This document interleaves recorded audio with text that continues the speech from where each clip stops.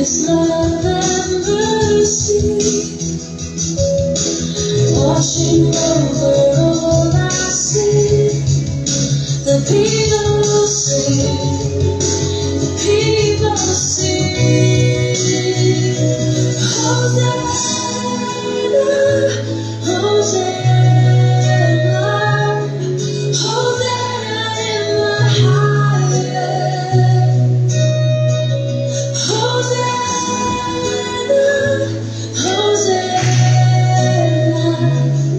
Hosanna in the highest.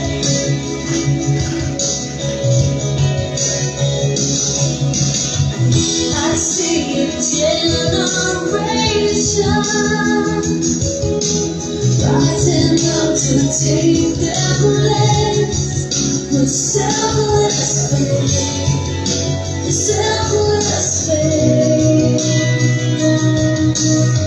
I see in me revival,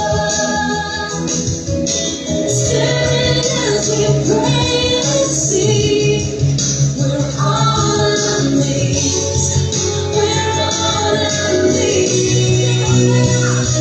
Hosanna, Hosanna, Hosanna in the highest. Hosanna, Hosanna, Hosanna in the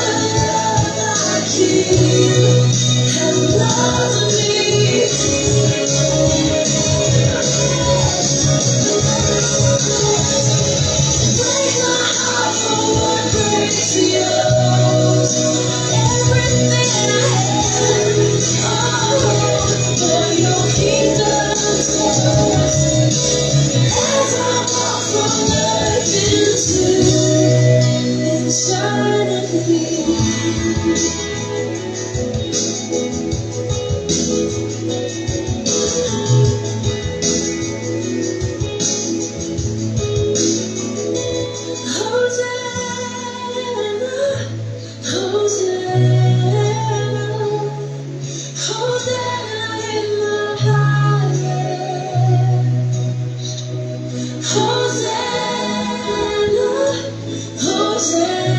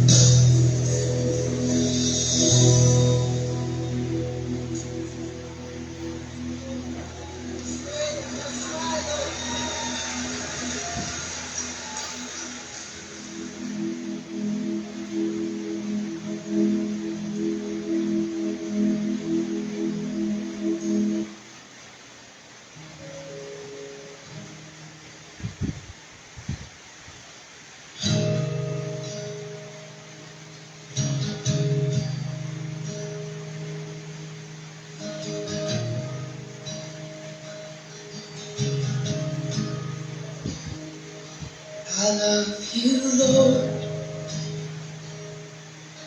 Oh, your mercy never fails me. All my days I've been held in your hand. From the moment that I wake up till I lay my head, oh, I will sing of the goodness of God. 'Cause all my life you have been faithful, and all my life you have been so, so good. With every breath that I am there, oh, I will sing of the goodness of God. I love your voice. You will led me through the fire and in darkest night. You were close like no other. I've known you as a father.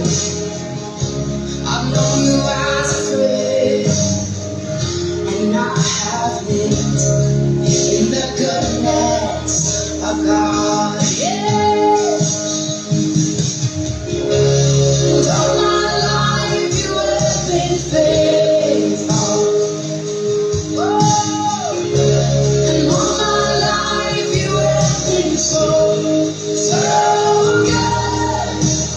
With every breath that I am able, oh, I will sing of the goodness of God. Yeah. Your goodness is running out, it's running after me. Your goodness is running out, it's running after me. My life laid down, I'm surrendered now. I give you everything. Your goodness is running out, it's running after me. Your goodness is running out, it's running after me. Your goodness is running out, it's running after me. My life laid down, I'm surrendered now. I give you everything. Your goodness is running, and it keeps running after me.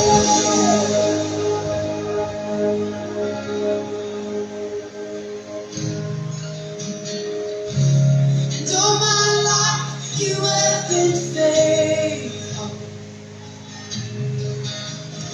And all my life you have been so, so good.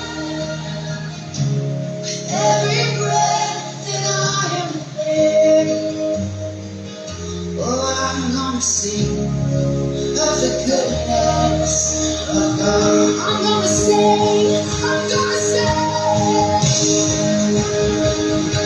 Oh, gosh, 'cause all my life you have been faithful. And all my life you have been so, so good. With every breath that I am able, oh, I'm gonna sing of the goodness of God. I'm gonna sing of the goodness of God.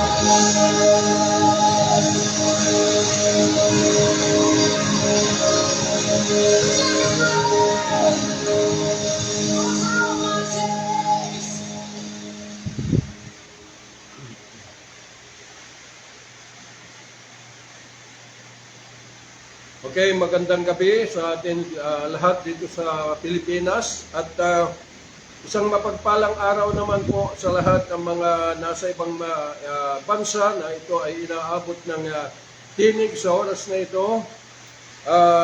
Salamat sa Diyos dahil muli po tayo magsama-sama upang patuloy na bigyan daan sa ating mga buhay ang bawat mga katotohanan na kinakailangan po natin na ito ay protektahan sa ating mga buhay at ipaglaban dahil ang panahon po natin ay hindi natin alam kung ano ang mangyayari sa ating hinaharap at yung pagdating ng hangganan ng lahat ng bagay ay hindi rin natin alam kung kailan. So kaya lamang kinakailangan po natin may handa ang ating mga kaluluwa bilang kaluluwa upang dumating man ang kamatayang physical ay hindi po ito isang kawalan kundi ito ay isang pangyayari na makamtan na po natin ang ninanais natin na kaharian ng Diyos. Kaya po, mga minamahal na mga kapatid, inuulit ko po na kung bakit kinakailangan dahil tayo bilang Gentile by nature, wala tayong choice kundi magpasailalim sa kapamahalaan ng ating Panginoong Hesus. Hindi sa isip, hindi sa bibig, kundi yung buo nating pagkatao, gaya ng sinabi ng Panginoon na baptizing them in the name of the Father, the Son, and the Holy Ghost. Ibig pong sabihin na kinakailangan our whole being, once ito ay makumpleto, spirit, soul, and body ay kailangan mailagay under the rulership of the Godhead, the Father, the Son, and the Holy Ghost. Kaya buksan po natin ang ating mga kaisipan upang patuloy na makita natin at hindi ang lahat ng katotohanan at hindi tayo malinlang sa magagandang pananalita ng mga tao na nagsasabi that they are the servant of the living God. So, buksan natin ang ating banal kasulatan doon sa Mark chapter 16, verse 15 to 16. And he said unto them, Go ye into all the world, and preach the gospel to every creature. He that believeth and is baptized shall be saved, but he that believeth not shall be damned. Father, thank you for this scripture. I pray to continue, Lord, unveil. Lahat ng mga tabing nito ay alisin, Panginoon Lord God Almighty, at patuloy na ibukas mo ang lahat ng katotohanan na nasa likuran nito na patuloy magbigay sa amin, Panginoon, ng tamang landas at tamang pundasyon ng aming mga buhay sa patuloy, Panginoon Lord God, na pagsama namin sa iyo upang mahayag, Panginoon, ang iyong ebanghelyo sa iba't ibang dako at makita nila ang tunay na larawan mo sa bawat buhay ng mga tao na ito'y kumikilala sa iyo bilang buhay na Diyos. Salamat po at salamat even the presence of all your heavenly hosts at higit sa lahat your holy presence, O God Almighty. Thank you so much. At patuloy na bukas na pintuan ng kalangitan upang patuloy kami na malaya na magsama-samang maging isa, Panginoon Lord God, to stand in your holy presence all day long. Father, we thank you. In Jesus' mighty name we pray. Amen and amen. So ang ating pong tatalakayin ngayon ay yung katotohanan hinggil po sa paghahayag ng Ebanghelyo ng Panginoong Hesus. The reality of preaching the gospel of Christ. So, bakit kailangan natin mapag-alaman nito? Ano bang halaga? Dahil sa dinami-dami ng mga tao sa daigdig na ito na nagpapahayag, ay sinasabi that they are preaching about the gospel of Christ. Pero kung hindi mo alam ang katotohanan, ay akala mo yung mga nagsasabi o yung mga dumarating o yung mga naririnig mo ay yun na nga yung preaching. Pero ng gospel ng Panginoong Hesus. Pero kung alam mo ang katotohanan, ito po ay maiiwasan mo na ikaw ay malinlang sa mga matatamis na pangangaral, pananalita ng mga tao na ito ay hubog sa kanilang kaalaman hinggil po sa banal na kasulatan. So ano ba itong ebanghelyo? Kung tutingnan po natin, yung pong sinasabi nila na ebanghelyo na sila ay nagpapahayag, pero kung titingnan po natin, ay yung ipinapahayag po ay yung pong scripture. Ang scripture po ay ito po ay sulat, no po? At nasulat ng mga propesiya ng mga unang mga propetas noon. Pero dahil nagkasala ang kanyang bayan, ay ito ay tumigil ang Panginoon sa kanyang pagpapahayag, pag-ugnayan sa kanyang mga bayan, at maging ang mga propetas ay tumigil. Kaya nga lamang ipinagpatuloy ng mga Paraseyo, Pharisees at mga Sadducees, mga Eskribas at mga Sanhedrin, na binuo at ibinangon ang itong pag-aaral sa batas ng Diyos sa pamagitan ng kasulatan at mga sinasabi ng mga propetas na ito ay nakalanad sa Old Testament or Scripture. So noong binuo po ito na umpisa, around 150 years bago ipanganak ang Panginoong Hesus, 150 BC. Noong buuin nila at itayo ang tradisyon na ito, ayon doon sa kanilang interpretation hinggil doon sa batas, dito na po umikot ang buhay ng mga Hudyo o mga Israelitas, na ito ay natupad yung sinabi ni Propeta Isaiah na ito'y binanggit ng Panginoon sa Mark chapter 6.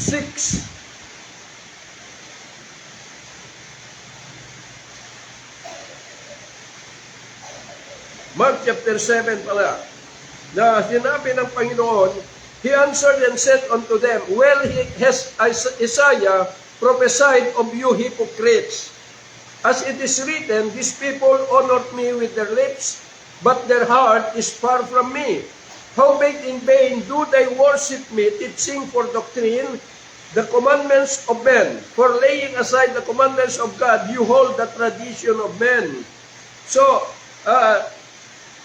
he said unto them full well, you reject the commandments of God that you may keep your own tradition. So, dito ay binanggit ng Panginoong Hesus.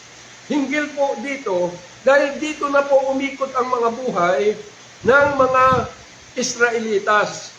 Kaya nga, sinasabi ng banal na kasulatan na itong scripture ay hindi na po ito sa panahon ng dispensation of grace. Dahil dito sa dispensation of grace, ay ito na po yung gospel of Christ. Hindi na po yung scripture. Kaya nga kung babasahin po natin doon sa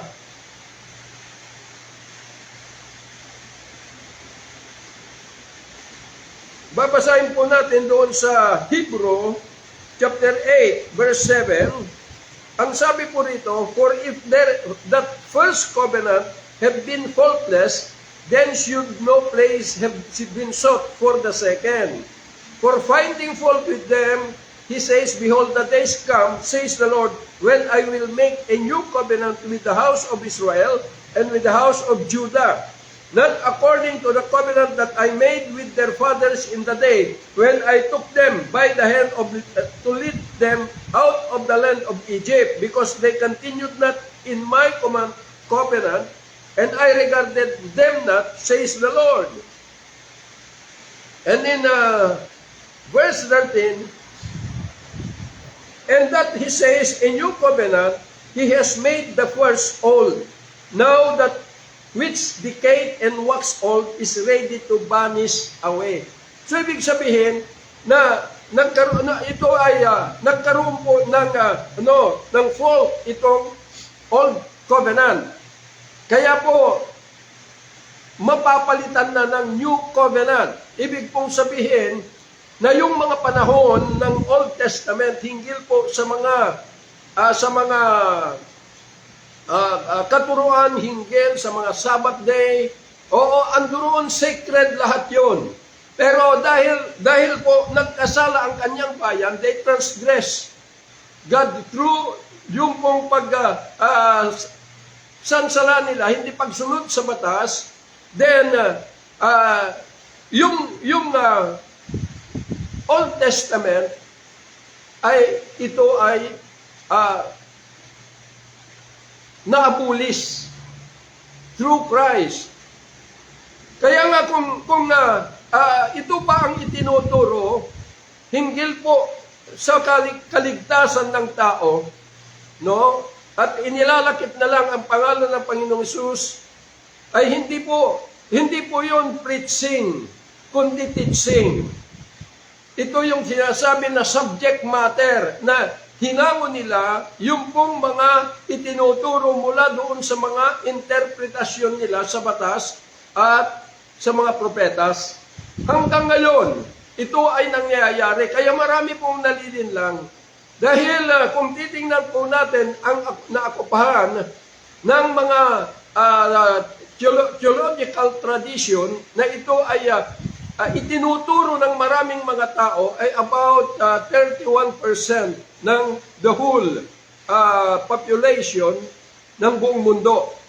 So ibig kong sabihin na marami ang kumakapit sa mga turo na ito ay matagal nang naabulis. Ngayon yung sabi ni Pablo in Colossians chapter 2, blotting out the handwriting of ordinances. So, ibig kong sabihin, sa pamagitan ng cross, nung pumunta ang Panginoong Hesus, at nung sinabi niya, it is finished, then, yung pong dispensation of law ay natapos na.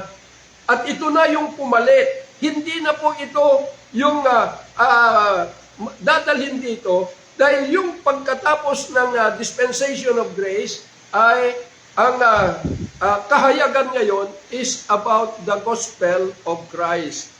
So yung gospel ay magkaiba sa scripture. Dahil yung scripture ay itinuturo ng tao. Pero yung gospel of Christ ay hindi po itinuturo ng tao. Ito yung sinasabi ni Pablo sa book of Galatians.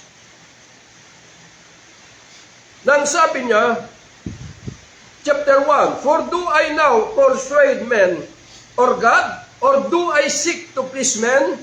So yun yung marami kapag ginagamit mo ang sarili mong kaunawaan at itong scripture ay ginagawa lamang natin ito para ma-please natin ang tao.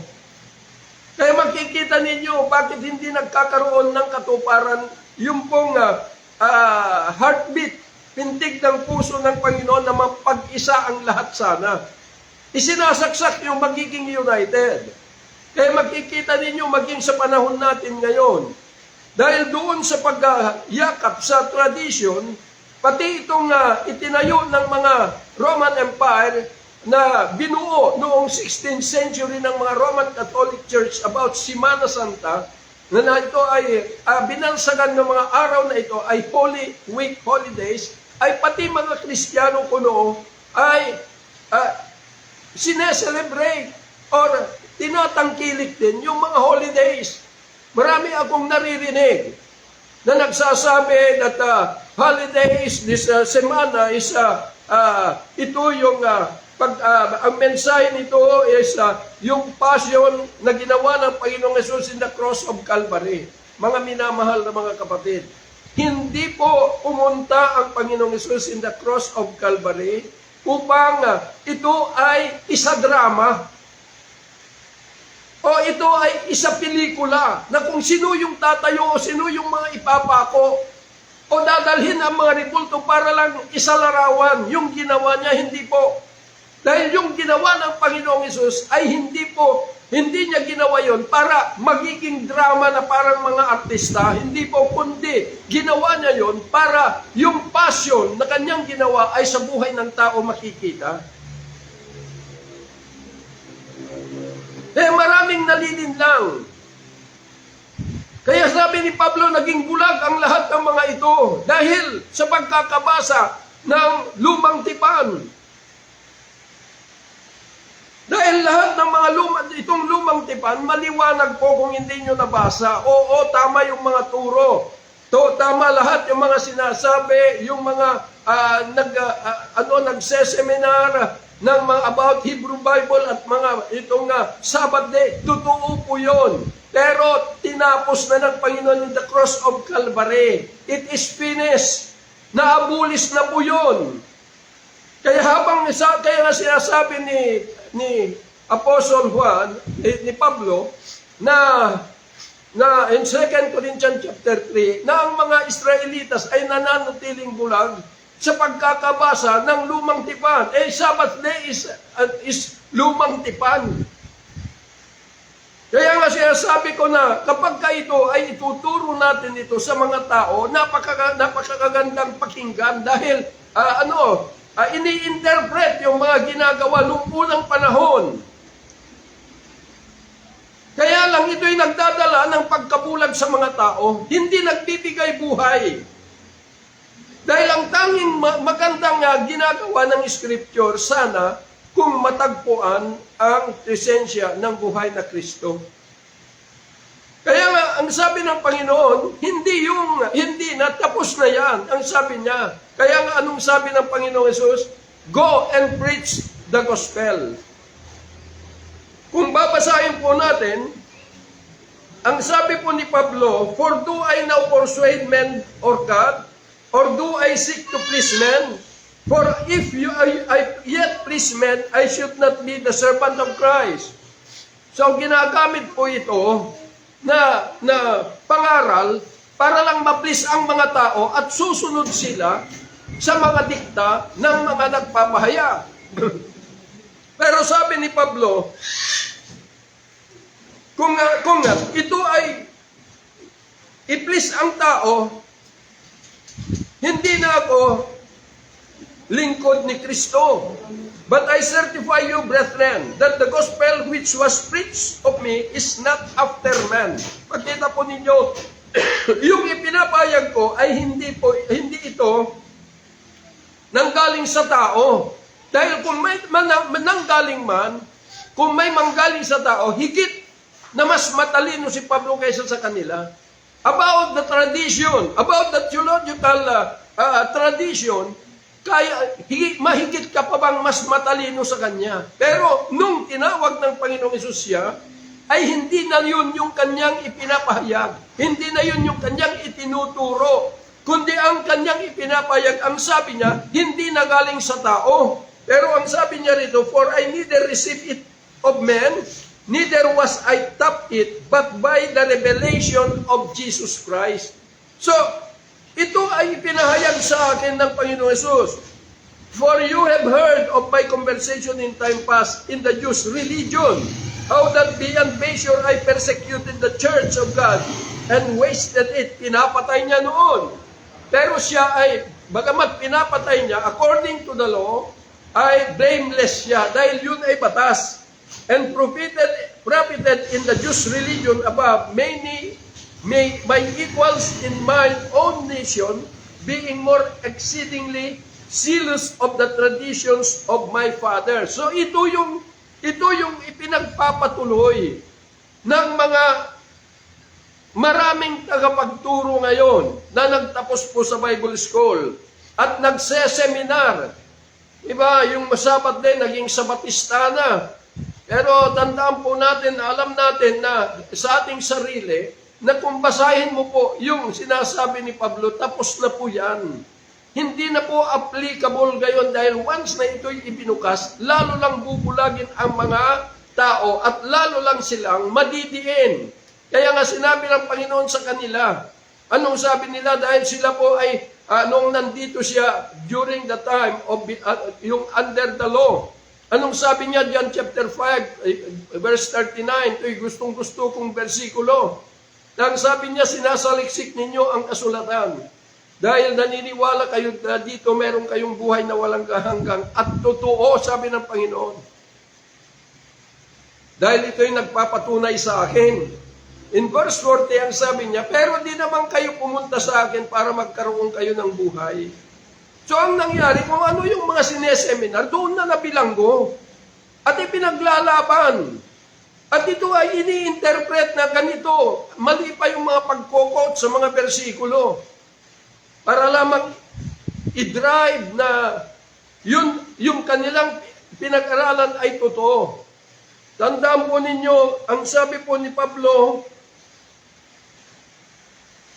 But when it pleased God, who separated me from my mother's womb and called me by His grace, to reveal His Son in me, that I might preach Him among the heathen, immediately I conferred not with flesh and blood. Hindi siya tao. Hindi niya nalaman sa tao, but directly from God. Kaya yung kanyang pagtuturo bilang Pharisee of the Pharisee, a perfect teacher of the law, ay binitawan po niya yan. At kanyang ipinahayag kung ano yung na inire-reveal ng Panginoon sa kanya. Kaya nga anong sabi niya doon sa Romans chapter 1 verse 16? For I am not ashamed for the gospel of Christ, for it is the power of God, for the power of God, for the salvation of those who believe, first for the Jew and second to the Gentile. I am not ashamed. Bakit? Kasi pine-persecute na yung kanyang itinuturo noon na tradition ay ito, ay sinasansala niya ngayon ayon sa katotohanan na natanggap niya sa Panginoon. Pero sabi niya, hindi ko na ikinahihiya. Because the gospel of Christ, it is the power of God. Bakit? Kasi hindi po kayagan ng tao, kundi kayagan na ng Diyos. Kaya nga sinasabi ng Panginoong Hesus, na nung sinabi niya, go and preach the gospel to all nations. Pero maliwanag po doon sa Luke chapter 24,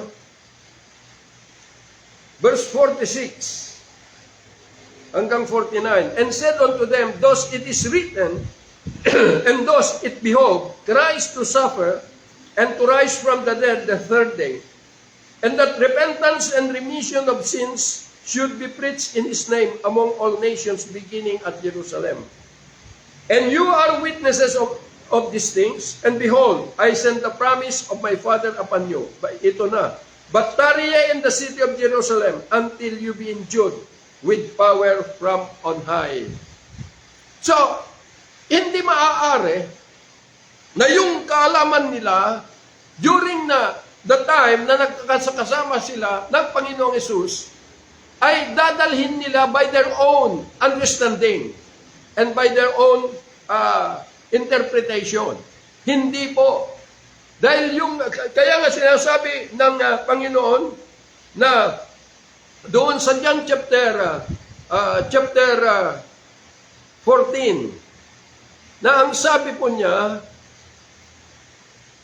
huwag kayong mabahala dahil I pray the Father to send another comforter to abide you forever. Even the Spirit of truth, that the world do not receive Him because they do not know Him and they did not see Him. Pero kayo, sabi ng Panginoon, makikilala nyo siya at malalaman dahil mananahan siya sa inyo. So ito yung sinasabi ng Panginoon, na hintayin yung kapangyarihan.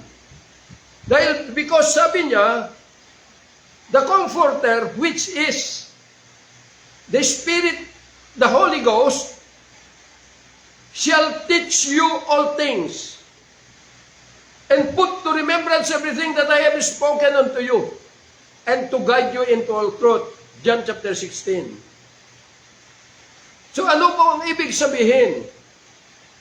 So, hindi sinabi ng Panginoon sa kanila na kapag wala na ako, maghanap kayo ng mga matatalinong magtuturo sa inyo hinggil sa batas ng Diyos. Hindi, kundi sabi po niya, maghintay kayo dahil darating ang kapangyarihan na ito na nga yung sinabi ng Panginoon na magtuturo, na ituro lahat sa inyo, sabi niya, at ipaalala kung ano yung mga sinabi ko sa inyo.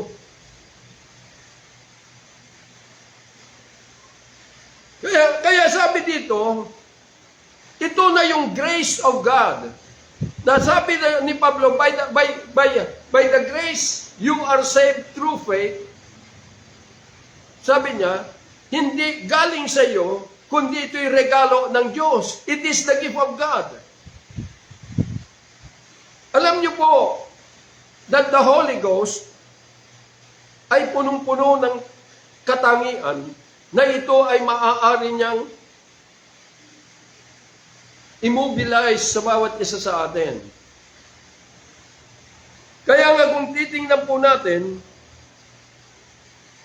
sa 1 Corinthians chapter 12, na ang sabi po niya,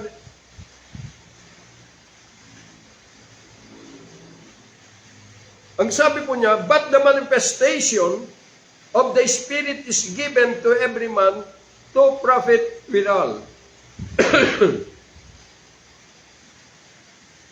And for to one is given by the Spirit of word of wisdom, another the word of knowledge by the same Spirit. So, makikita po ninyo, regalo. Ang problema, ang dami kasing matatalino. Ang akala kasi nila, once na ito ay dumating sa atin ng regalo, tayo yung mag-ooperate. Mga minamahal na mga kapatid, hindi mo kayang i-operate ang regalo ng Diyos because our mind is still limited. Hindi niya kayang abutin ang katotohanan beyond our limitation. Kaya nga, nung dumating the grace of God, the dispensation of grace, at tinapos na ng Panginoong Yesus in the cross of Calvary, hinggil doon sa Old Covenant and Old Testament, ito na po yung pumalit.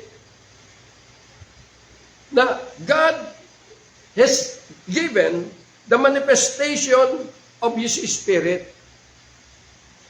Na ito yung Spirit, the Spirit of promise na kanyang dadalhin, ulitin ko, na ito yung ipinangako ng Diyos kay Abraham na dadalhin ng kanyang binhi na ito'y ipapanganak in the city of David, which is Christ. Kaya lang, ginawa ng mga Roma, inimbento nila yung Christmas, Christ Mass, para lang ilihis ang katotohanan. Pero ang layunin kung bakit siya ipanganak ay upang siya yung magdala ng katuparan ng pangako ng Diyos kay Abraham na ito yung Spirit of Promise. That the Spirit of Promise, ito po ay magmamanifest. Siya yung magdadala sa atin. Kaya nga, if we are going to preach the gospel of Christ, hindi po ito galing at walang kinalaman ang karunungan at kaalaman po ng tao. Dahil ito po ay mag-ooperate through us, through the Spirit of word of wisdom and the word of knowledge. The word of wisdom, ito yung salita ng karunungan at salita ng kaalaman. And we speak the gospel of Christ through this gift na ito'y katangian, the Holy Ghost or the Spirit of Promise, na ito ay dadalhin ng Panginoong Yesus as He enthroned in our mortal being upang damitan niya na tayo nito at buuin ang ating pagkatao, spirit, soul, and body, pero yung spirit, siya yung magdadala sa atin dahil siya po yung may mga katangian o regalo na ito ay immobilize sa atin. Kaya gift of God. Hindi po tayo yung magdadala na kung nabigyan ka ng gift of healing, di ba? Healing dito, healing doon. Na hindi na natin binabasa ng sinasabi ng Panginoon nung nandito siya. Huwag niyong ibigay ang tinapay sa mga aso. So, ibig pong sabihin, parang naging albularyo ang Panginoong Yesus na yung mga gumaling, nasaan sila?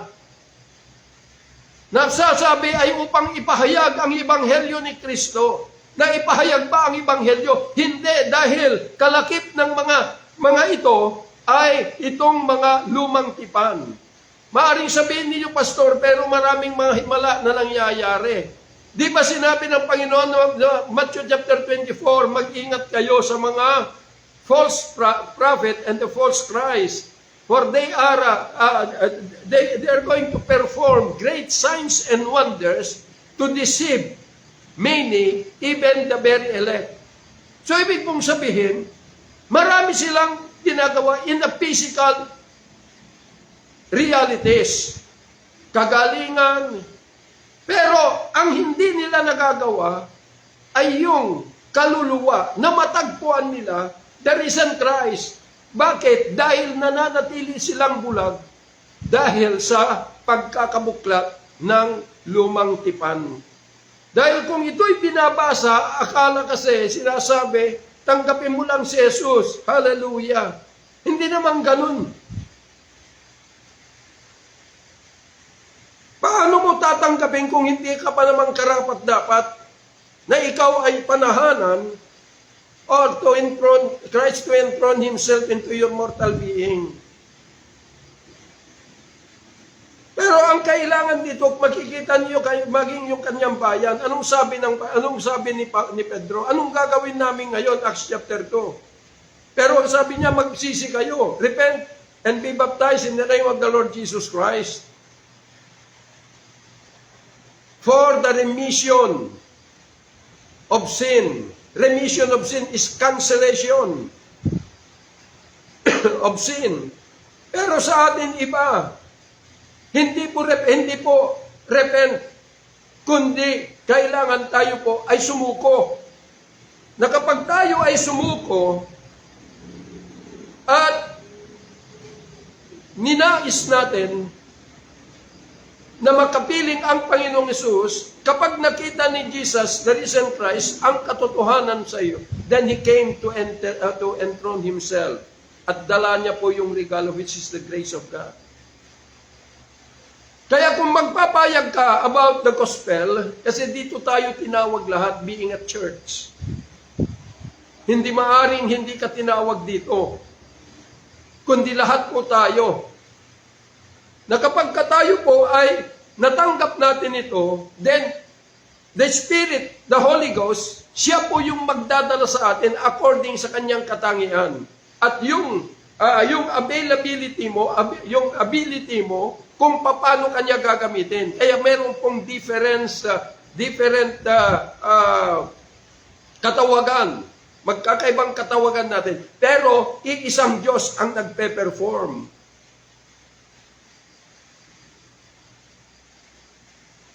Kaya if you are going to preach the gospel, preaching the gospel, ay hindi na po yung karunungan mo, hindi na po yung kaunawaan mo sa Biblia.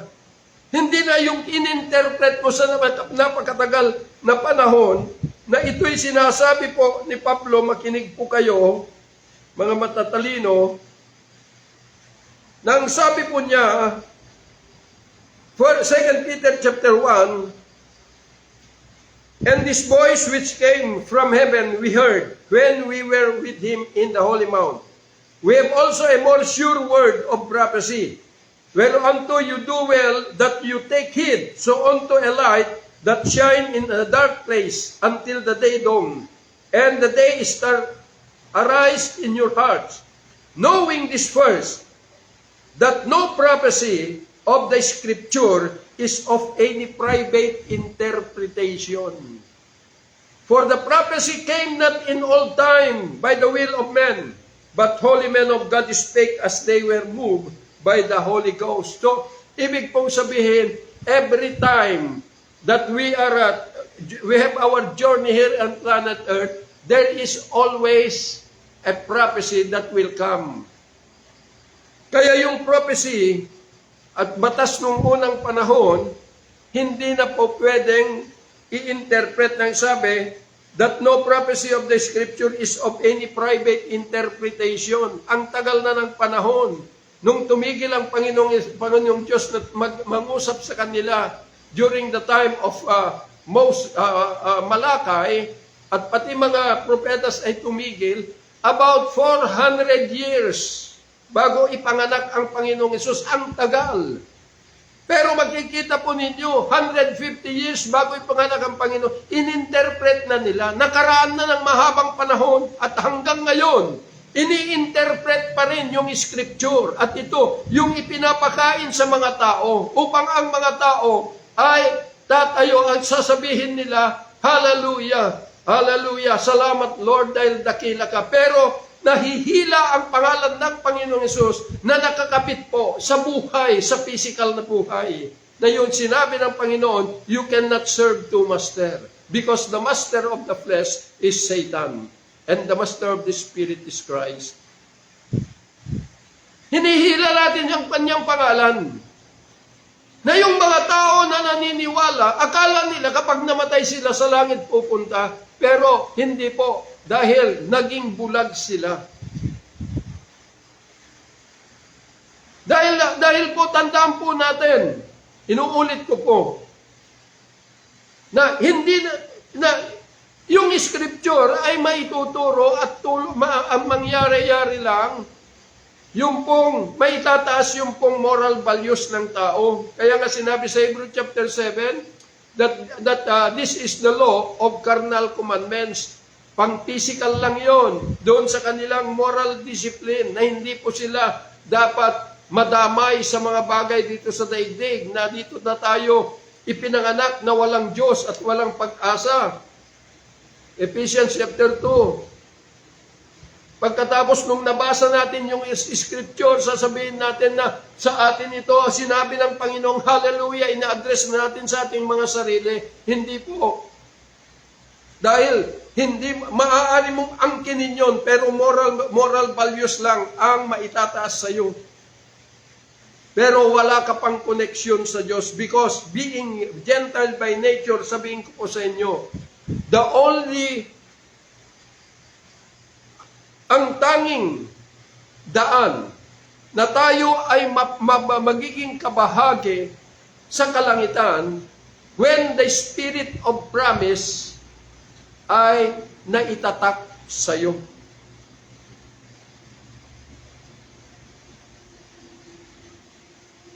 Wala na pong iba.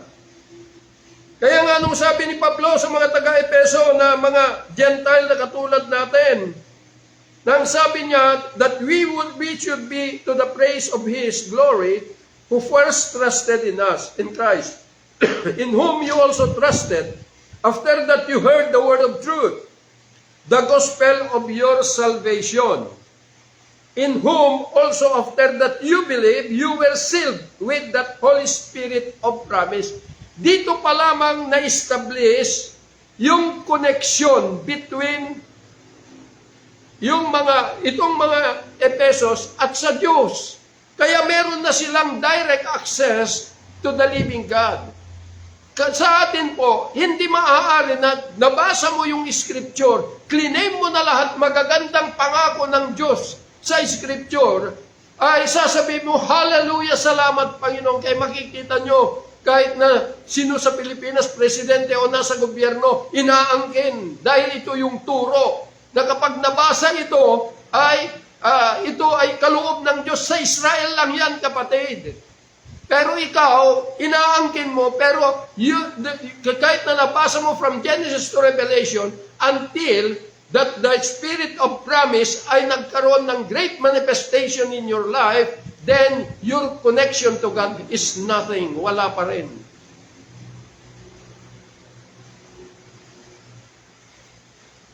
Kaya nga dito na rin ma-regenerate ang bayan ng Diyos through the Spirit of promise. At dito na rin kung tayo'y sumuko nung naibukas sa atin ang pintuan at tayo'y susuko sa Diyos, kay Jesus, in His fullness, kapag kasusuko tayo, ibig pong sabihin, kung nakita niyang tapat ang pagsuko natin, siya ay papasok sa atin, magtotrono upang dalhin sa atin, idamit sa atin, the Spirit of promise. Pero makikita makikita po ninyo, ang daming gumagamit sa pangalan ng Panginoong Hesus at itinuturo ang Scripture. Pero di nyo nababasa ba kung gaano kataas ang karangalan ng Diyos na sabi ni John the Baptist ng iyong isa darating, sabi niya, ako'y nagbabautismo sa tubig. Pero yung darating ay babautismohan kayo, sabi niya ng Espiritu at apoy na hindi na ako, sabi niya, ay hindi ako karapat dapat na alisin man lang yung sintas ng kanyang sinelas. Pero makikita nyo, tayo yung mga Gentile by nature. Kung paano natin sirain ang karangalan ng pangalan ng Panginoong Hesus.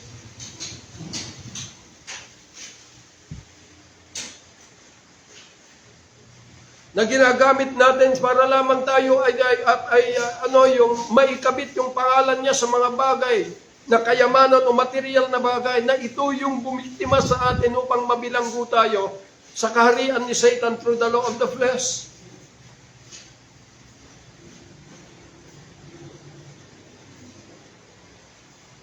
Kaya nga hindi na pinayagan ng Panginoon na ang bawat mga tao na ikikilala sa Kanya ay magpapahayag without the manifestation of the Spirit of promise. Bakit? Dahil, inuulit ko po, hindi dahil sa kaalaman natin, hindi dahil sa karunungan natin, o kaunawaan natin, but it is the gift, the word. God is given us the word of wisdom and the word of knowledge. Salita ng karunungan at salita ng kaalaman. At ito yung lumalabas sa ating mga bibig, na yun yung sinabi ng Panginoong Hesus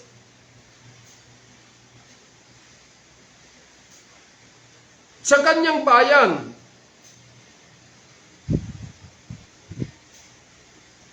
Sa Luke chapter 21, na ang sabi niya, settle it therefore in your hearts, not to meditate before what you shall answer. For I will give you a mouth and wisdom, which all your adversaries shall not be able to gainsay, nor resist. So bibigyan ko kayo, sabi niya sa kanyang bayan, at maging sa atin, kung ito'y binigay sa kanyang bayan, ito ay tayo rin ay tagapagmana, sinasabi ng banal na kasulatan. Ito yung pinakabibig natin na magsasalita ng mga karunungan na hindi kailanman mahadlangan ni numan. The word of knowledge and the word of wisdom. Ang laki ang diferensya. Kaya makikita po ninyo nung kausap ng Panginoon, Matthew chapter 16 ng kanyang mga disipulos, anong sabi niya? Ano ang sinasabi ng mga tao hinggil sa anak ng tao? So sinabi yung mga disipulos niya, mga apostoles, na ikaw daw si Jeremiah. Yung mga iba, ikaw daw si John the Baptist. Yung mga iba, ikaw daw si isang propeta. So, mga turo ng mga Pariseo ito. Ito yung kanilang interpretation kung sino si Jesus. Ganon nila nakikita.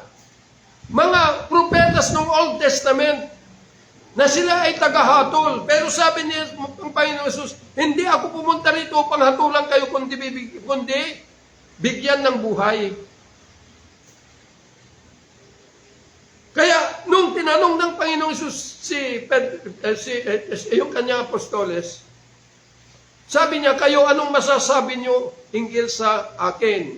Kaya ang sabi ni Pedro, siya ang sumagot, ikaw si Kristo, anak ng buhay na Diyos.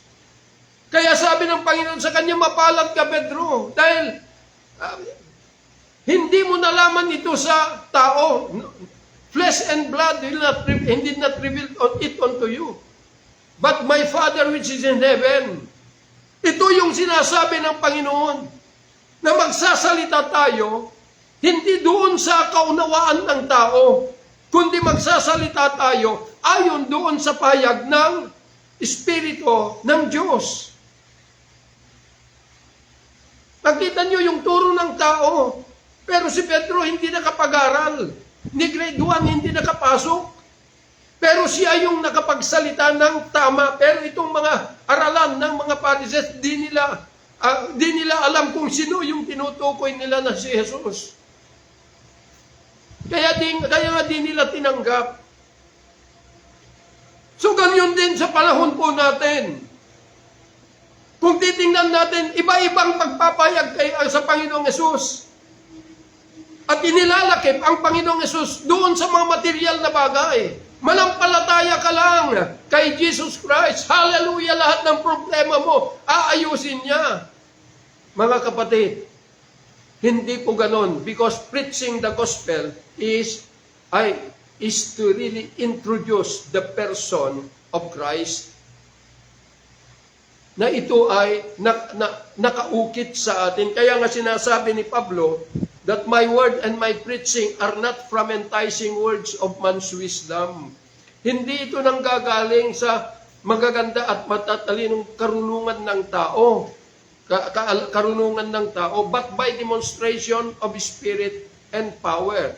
Spirit, the Holy Ghost, and power, the risen Christ, that is going to enthrone into your mortal being. Ang verse 5, ang sabi niya, so that your faith will not rest, na yung pananampalataya mo ay hindi babapatay sa karunungan ng tao, kundi sa kapangyarihan ng Diyos.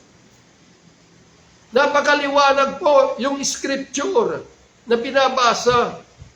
Pero anong nangyayari? Mas minabuti natin mangalap yung mga pangako at ito yung itinuturo natin tapos ikakabit po natin sa mga bagay, mga material na bagay na dito pumunta ang Panginoong Hesus upang tayo ay palayain. Hindi po masama mga bagay na nandito, pero yung affection na nabuo natin habang tayo'y mula nung ipanganak tayo sa daigdig na ito, yung affection natin nandito bagamat binabanggit natin ang pangalang Jesus. Pero yung pagsuko sa Panginoon upang tayo po ay madamitan with that grace na ito'y dala niya, ay yun po ay yung makita niya that our affection will fully establish sa Kanya. Hindi sa mundong ito. Kaya you cannot serve two master. Salingin mo ang mga bagay dito sa daigdig. Tapos salingin mo ang Panginoong Yesus, hindi po. You cannot serve two master. Kaya sabi ng Panginoon, kung gusto mo ako, sabi niya, iwanan mo siya ng lubusan. Pero kung hindi mo siya maiwanan, huwag mo na akong hanapin pa. Para sa impyerno ka na lang pupunta. At wala kang karapatan sa aking kaharian. Yun ang sabi ng Panginoon. Napaka simple at napakadali yung proseso ng Panginoon. Upang hindi na po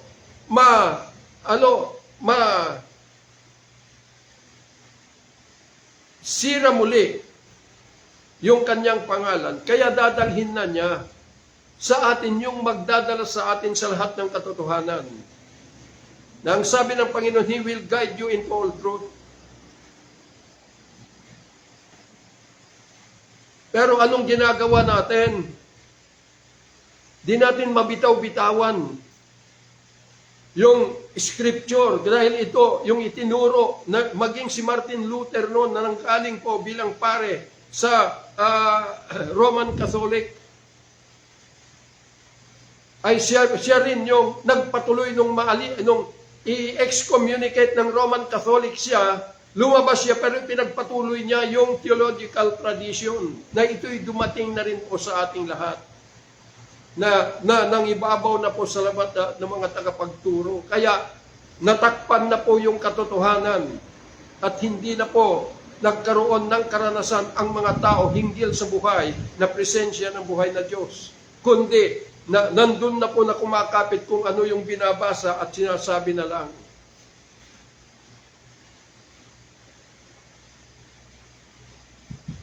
Napakasimple. Magpakumbaba lang tayo sa Panginoon.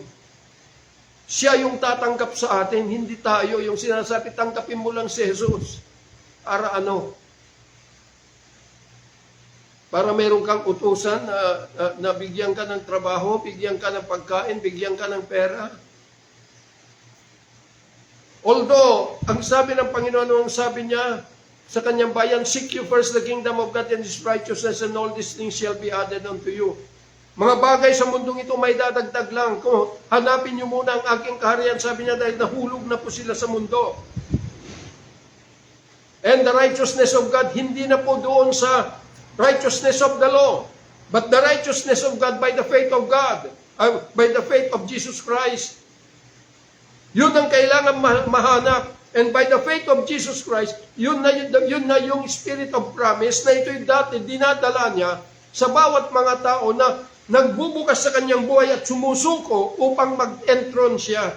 Dala na po niya yung the spirit of promise.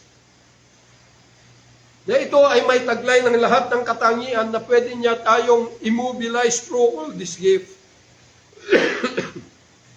Eh makikita po ninyo, sabi ni Pablo, as the Spirit wills. Hindi po tayo yung mag-mobilize sa gift ng Diyos, but sa atin po, we need to become sensitive always for that. At maging sensitibo ka because you are under the rulership of the Holy Ghost. Kaya nga yung tinig niya, kung dito tayo nakapokus at sumunod tayo rito, that is faith. Kaya yun po yung preaching. Nagsasalita tayo ayon doon sa karunungan ng Diyos through the wisdom of God. Hindi po yung wisdom of men.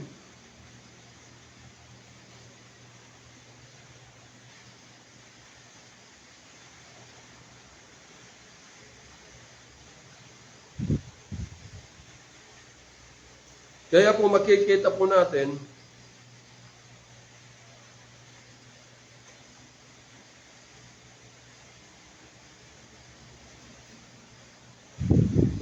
sa Galatians, maliwanag.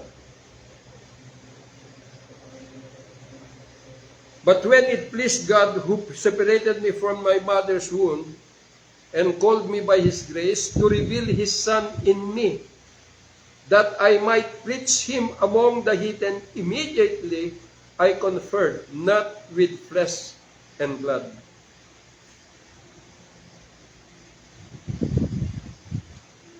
Hindi na po sa tao,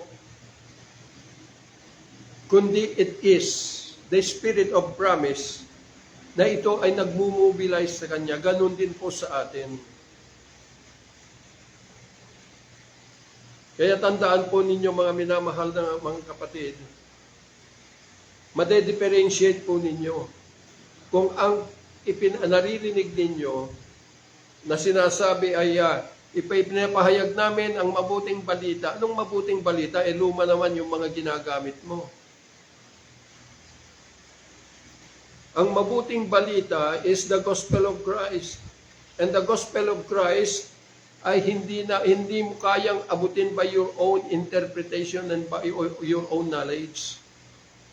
But it is stand beyond your limitation that the Holy Ghost ay pwedeng mag-mobilize sa iyo in order na ikaw ay makalampas ka doon sa limitasyon mo. And as you open your mouth, then you will be able to show forth yung katuparan niya sa buhay mo. Dahil sabi ng Pablo, sabi niya, it is the demonstration of spirit and power. Ibig pong sabihin na kapag ginamit ka ng Diyos na through the word of wisdom and word of knowledge, ito ay magiging buhay mo ito. Kaya nga sabi ng Panginoon, men shall not live by bread alone, but by every word that proceeded out from the mouth of God. Kaya po mga minamahal na mga kapatid, huwag tayong palilin lang. Hindi dahil nagtapos sa Bible School, hindi dahil Doctor of Theology, Doctor of Divinity, hindi dahil sila po ay mga bishop, huwag kayong magtitiwala. Dahil ang pagtiwalaan nyo, yung katuparan sa buhay po ninyo. Kayo na mismo ang makakasaksi. Kayo na mismo ang makakapag-witness hinggil doon sa reality of His presence. Pero ang kailangan ninyo, bitawan nyo muna ang mga karunungan ninyo dahil hindi nais ng Diyos na makontaminate ang kanyang kingdom sa iyong pagpasok sa Kanya. Kundi kinakailangan, bitawan mo lahat at pumasok ka in the presence of God, sumuko ka, consider yourself as good as dead. Napatay ka na. Yun yung ibig kong sabihin. Kaya nga kung magpahayag ka, hindi mo na kailangan gumamit ng mga notebook, papel, o ano paman. Because preaching is a prophetic release. Prophetic release because hindi mo kayang abutin sa isip mo ang katotohanan, pero na kaya mong bigkasin because of the gift of God. Yun po mga minamahal na mga kapatid, at salamat for this day. I pray na sa ating patuloy na paglalakbay sa daigdig nito ay hindi na tayo mahuhulog doon sa magaganda at matatamis na pananalita ng tao. Kundi ang kailangan po rito ay yung katuparan sa buhay. Kasi kapag kakarunungan kasi ng tao ang ginagamit, andun po yung pride, andun po yung pagkakahiwa-hiwalay, pagkakabahagi. Kaya nga, nagsasabi sila na iisang Diyos lang ang pinaglilingkuran. Kapag humiwalay ka na sa realidad ng katotohanan, you are no longer the servant of Jesus Christ, but you are the servant of darkness. Kaya kinakailangan, maunawaan po natin. Dahil pag-ibig po ang dala ng Panginoon Diyos. Pag-ibig. Kaya nga, maraming nagkakawatak-watak, nagkakahiwa-hiwala because pride. Nagsasalita ako sa realidad. Hindi ako nagsasalita sa mga tradisyonal. Dahil kung mga tradisyon, walang problema kung magkahiwa-hiwala dahil hindi pa naman nila na-establish their connection sa Diyos. Pero sabi ni Pablo, that kung ikaw ay nakabahagi, sabi niya, with the power, the Spirit of truth, sabi niya, at ikaw ay umalis, sabi niya, then there will be no more sacrifice of sin. So, yun po yung ibig sabihin, na dahil sa pride, lumabas sila, nagpatuloy sila, at sabi, noon di namin kaya, pero ngayon kaya na namin. Nakarinig lang sila ng kaunti, naging mayabang na sila. Hindi po ganoon. Ang dami pong mga ganyan. Pero tandaan po ninyo, because of pride, wala silang submission to the God's authority. God's delegated authority. Kaya nangyayari po yun. Kaya mga minamahal na mga kapatid, kung tayo po ay lumalakad na with the spirit of promise has manifested, never na mag-back out, never na humiwalay, manatili po kayo. Pero kung ang inyong kinagagisnan ay yung tradisyon at nagtuturo sila ng pag-ibig ng Diyos, nagtuturo sila ng kaligtasan, pero galit sila sa kapwa, huwag na kayong sasama. Dahil hindi po lingkod ng Diyos yun.